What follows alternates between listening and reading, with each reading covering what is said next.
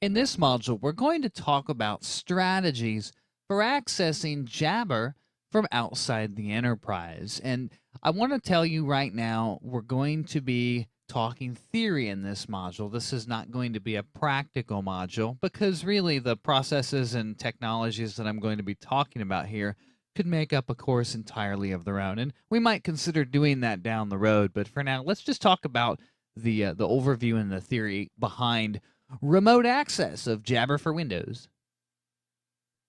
In this module, we're going to talk about legacy approaches for accessing Jabber connectivity with outside the enterprise. So back in the day when we wanted to take Jabber off-prem, how would we do it? So we'll talk about that, and then we're going to move into talking about the new approach because we're not doing it the same way as we used to. Things are much easier now, and Cisco has a product called Expressway, and we're using a technology called mobile and remote access. But we'll get into that here in just a moment.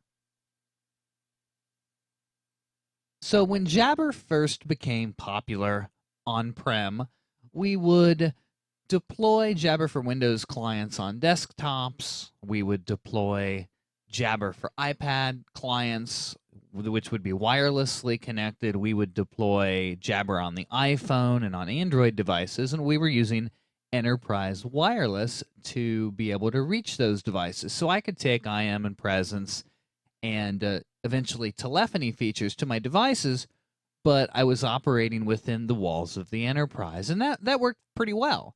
And naturally, people wanted to be able to take that functionality and take those capabilities outside the enterprise walls. So how did we do it? How did we solve that problem? Well, the first approach was leveraging a Cisco ASA firewall. And what we would do is we would essentially rely on VPN-based access. And you'll see here in the drawing that we have a remote Jabber client using an AnyConnect VPN. Now, this could have been a laptop. This could have been an iPad or an iPhone or an Android device.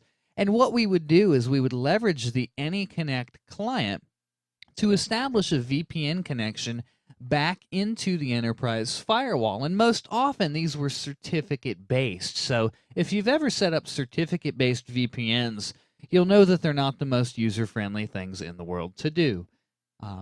But it worked. It was great. We could take Jabber outside. We could use it other places.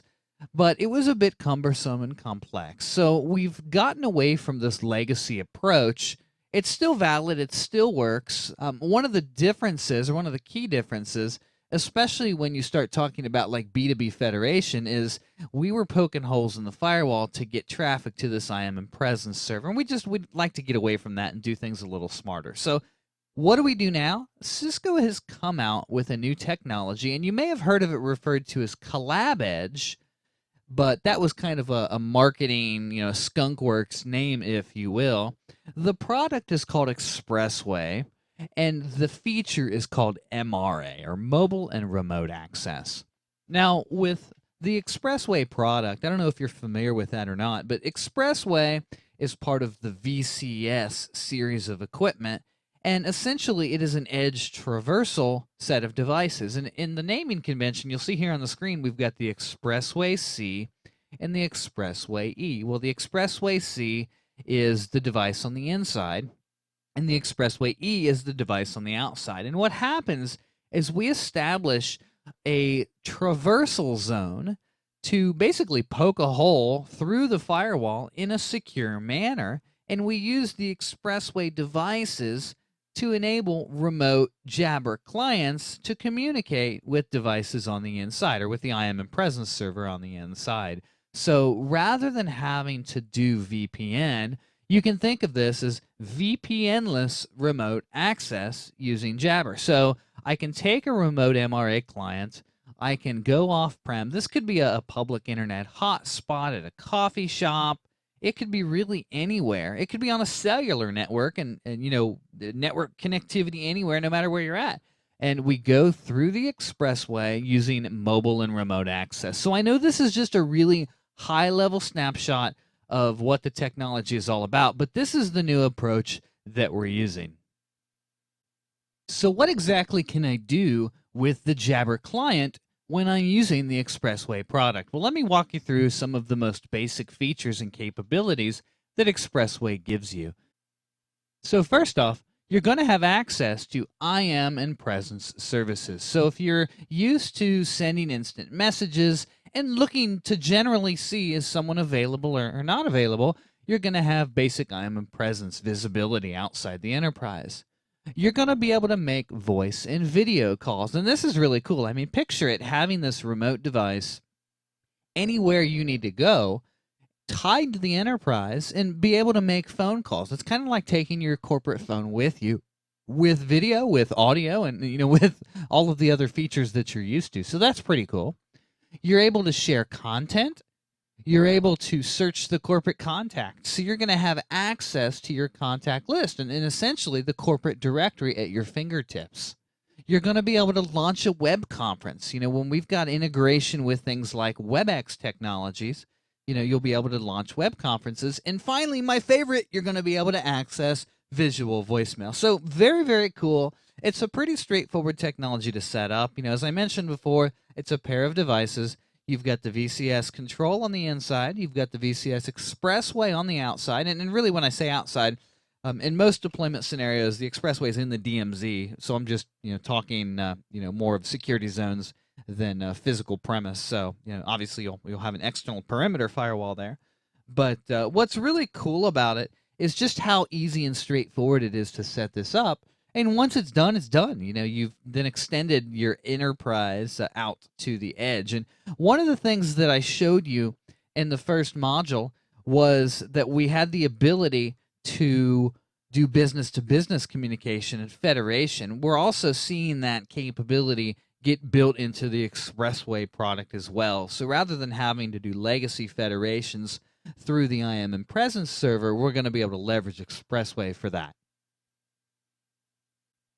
Collab Edge capability, or mobile and remote access through the Expressway product, is a DNS driven approach. Just like we were using those SRV records on the inside for Jabber service discovery, we're going to use SRV records for your domain to discover the Expressway product when you're outside the enterprise. And there's two types of records and two services we're going to use to do that. First and foremost, they call it the Collab Edge service. I told you that was kind of the skunkworks name of the capability when they were developing it. And that's going to be riding on port 8443. We're also going to be using SIP with SIP-S on port 5061. So it's going to be very easy and straightforward for you to poke the holes through the firewall necessary to enable this traversal capability to happen. In this module, we talked about strategies for legacy external access with Jabber for Windows, and then we started talking about, at a high level, the new approach of using the Expressway product and its capability called mobile and remote access, or you may have heard the term Collab Edge used. This really wraps up the course, and hopefully by now you've got a really good idea of what's necessary to successfully deploy a very basic Jabber environment for on-prem presence solutions, and get you kicking the tires and playing with the product and turning some of the most basic and widely used features on.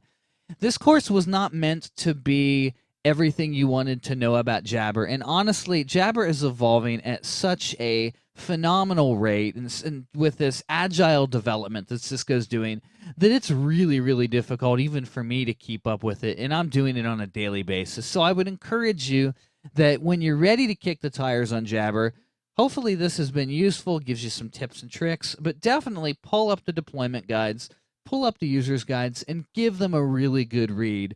What I'm finding is that this is becoming easier and easier by the version, and in fact, the experience of deploying an on-prem presence solution between Call Manager 8.6, which was only a couple of years ago, and now on Call Manager 10.5 is phenomenally different and exponentially easier. So great job, Cisco.